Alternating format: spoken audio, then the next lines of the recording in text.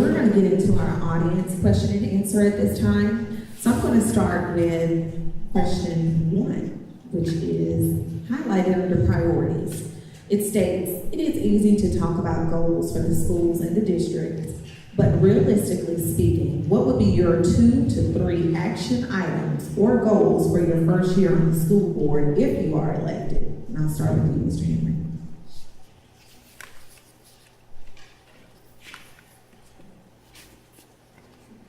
Number 1 for District 6 is continue to do what I'm already doing. District 6 and then our adjacent districts are more unique than some of the other ones because there is so much crossover. We have a lot of the magnet schools in which parents, students live in one district and then they go to school in another district. So even with the Future Ready Institutes, if I have someone who wants to come here for digital media production, the new Future Ready Institute, though Lookout Valley has had this program for a while, how can I represent them if they live in an adjacent district? So my number 1 thing is to continue to work with the other school board members in these adjacent districts, and not just that, county commissioners and city councilmen, because it is not an independent piece. The school board cannot work alone. The county commission cannot work alone. The city council cannot work alone. And above that as well, then you're looking at state government. I have taken the time to sit down with absolutely every single person who will give me time in the county commission, in the city council, in the state rep. Anyone at all who will give me their time. And I think that's the number 1 thing to focus on.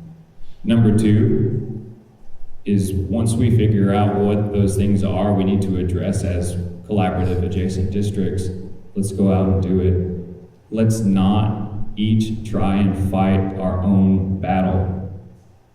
We can work together because the entire county has to work together.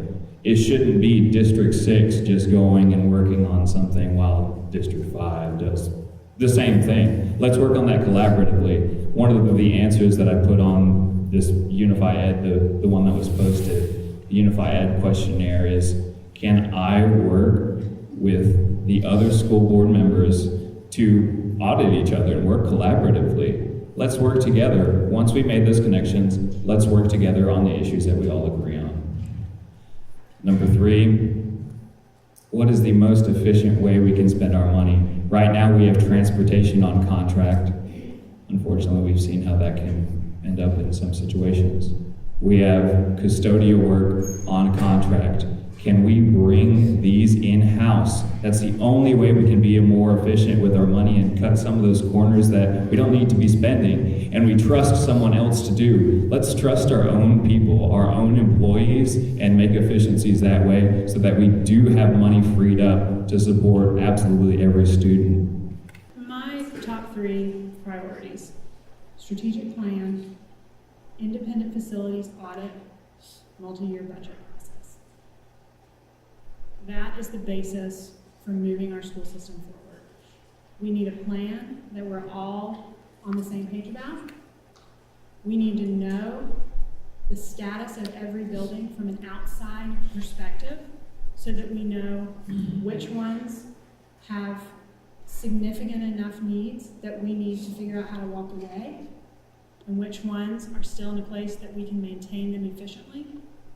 And we need, once we have that strategic plan and that facilities audit, to then begin budgeting based on a multi-year schedule. Michael made a great point when he said, right now our school system goes to the county commission and they don't know how much money they're going to get when they leave there. That is tough.